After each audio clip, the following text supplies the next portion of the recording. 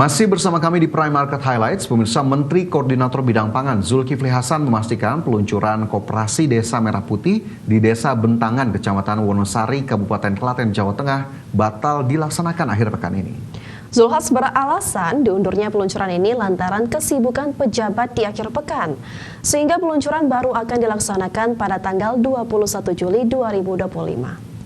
Seperti diketahui pemirsa, program Desa Merah Putih terdapat 103 koperasi percontohan yang tidak berdiri sendiri, namun akan didukung oleh beberapa lembaga pembiayaan besar seperti Himbara dan lembaga pengelola dana bergulir.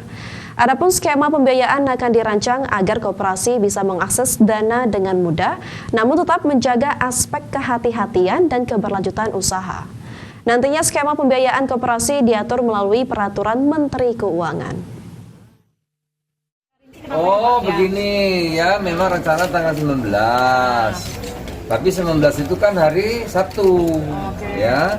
Nah, kita ingin penjelasan Presiden itu bisa diketahui, diikuti oleh semua pihak, agar nggak dua kali kita kerjakan, baik gubernur maupun bupati, wali kota, kepala desa, BPD, pendamping desa. Nah, itu bagus kalau hari kerja, sehingga tidak ada alasan untuk tidak bergabung, kan hari kerja ya, arahan dari Presiden. Tapi kalau Sabtu biasanya ada yang ke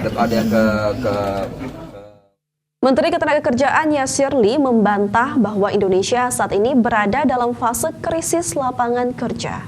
Yasirli bahkan optimis iklim investasi yang tengah meningkat saat ini bisa membuka lapangan kerja sebesar-besarnya. Menteri Ketenagakerjaan merespon banyaknya video fenomena antrean pelamar kerja yang membludak beberapa waktu terakhir. Menaker Yasirli menegaskan kesempatan dan peluang lapangan kerja masih terbuka lebar di Indonesia. Yasirli juga optimistis bahwa dunia usaha memerlukan iklim investasi yang dapat memberikan multiplier effect pada penciptaan lapangan kerja baru. Untuk itu Yasirli meminta semua pihak untuk bersama-sama meningkatkan ekosistem yang positif di sektor pasar kerja di dalam negeri. Saya percaya bahwa ternyata yang diperlukan oleh bangsa ini adalah kolaborasi. Bahasa saya itu adalah connecting dots. Kami punya network yang selama ini kemudian mereka sebenarnya siap bekerja, tapi tidak tahu kemana mereka kemudian bisa bekerja. Hadir bersama kita teman-teman dari kawasan industri. Kami industri, selama ini kami mencari siapa disabilitas yang siap bekerja. Inilah yang kita sebut dengan connecting dots. Itulah kunci dari kolaborasi. Tapi ternyata teman-teman nggak cukup connecting dots. Ya. Permasalahan kita ternyata semakin kompleks, tuntutan global. Ya, berdasarkan data Badan Pusat Statistik, jumlah pengangguran di Indonesia mayoritas berusia muda, mulai dari 15 hingga 24 tahun dengan jumlah mencapai 3,55 juta orang.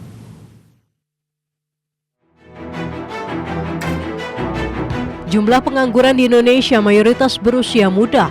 Kondisi ini terlihat berdasarkan data keadaan Angkatan Kerja Februari 2025 yang dipublikasikan oleh Badan Pusat Statistik.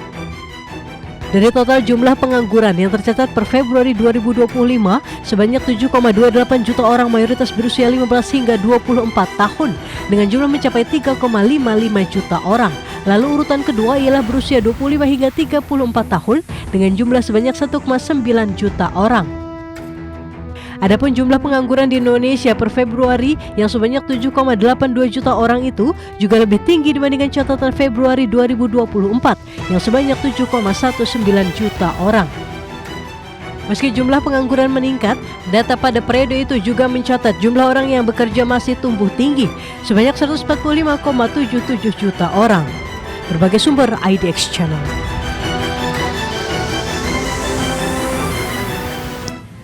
Ya, ini sebenarnya bisa menjadi alarm serius ya, di mana banyak usia muda dan juga usia produktif yang masih menganggur di negeri ini. Nah, ini juga penting bagi pemerintah untuk mungkin lebih agresif lagi tuh untuk penciptaan lapangan kerja dan juga pendidikan keterampilannya bagi SDM dalam negeri gitu. Ya, karena memang kualifikasinya ya mungkin tidak ketemu ya. Lapangan kerjanya mungkin tadi diklaim pemerintah masih terbuka lebar, tapi kualifikasinya ini ternyata belum mampu untuk kemudian match dengan apa yang kemudian disediakan di lapangan. Nah, ini mungkin menjadi PR bersama untuk kemudian bagaimana bagaimana meningkatkan ataupun mempertemukan tadi kebutuhan industri dengan kualifikasi dari sumber daya manusia agar kemudian ya sama-sama terserap, agar kemudian angka penganggurannya turun, kemudian serapannya cukup tinggi, sehingga akhirnya kita tidak lagi melihat fenomena antrian pelamar kerja yang membludak begitu ya di berbagai daerah. Ya pemirsa, perluasan pasar ekspor seharusnya juga memprioritaskan sektor usaha mikro, kecil, dan menengah. Pasalnya potensi besar pasar UMKM di market global cukup tinggi. Terlebih lagi UMKM bisa menjadi pendorong peningkatan ekspor di pasar global. Hal ini menurut Wakil Ketua Umum Bidang Kolaborasi dan Pendanaan Kadin Indonesia, Syarmila Yahya, bahwa sektor UMKM tetap tumbuh solid dan tetap positif di tengah gejolak perang dagang. Syarmila meminta pemerintah tetap memprioritaskan akses kemudahan regulasi, bahkan insentif dan stimulus bagi sektor UMKM demi keberlangsungannya usaha agar mampu bersaing di pasar global. UMKM sebagai roda ekonomi Indonesia ya. Kalau corporate banyak sekali bermasalah kan, karena ada kemarin sempat ada masalah dengan Trump, tapi hari ini udah mulai jadi repositioning lah mereka semua. Corporate banyak kena berdampak. Sehingga kalau ini terjadi, ini sangat membantu untuk menurunkan NPL. Jadi konkretnya adalah tingkatkan pemberian kredit kepada UMKM yang porsinya ditingkatkan tidak hanya 20%, tambahkan. Ya, sementara itu kalangan ekonom menilai keberlangsungan dunia usaha atau UMKM saat ini dinilai menjadi kunci pertumbuhan ekonomi. Ya, di mana sektor usaha mikro, kecil, dan menengah yang tetap solid di tengah ketidakpastian ekonomi global mampu tumbuh positif. Ekonom Universitas Indonesia Lana Solestinianingsi menilai sektor usaha UMKM harus diakui sebagai penggerak perekonomian dalam negeri. Tercatat sektor UMKM masih tetap tumbuh positif meski ada gejolak perang tarif perdagangan global.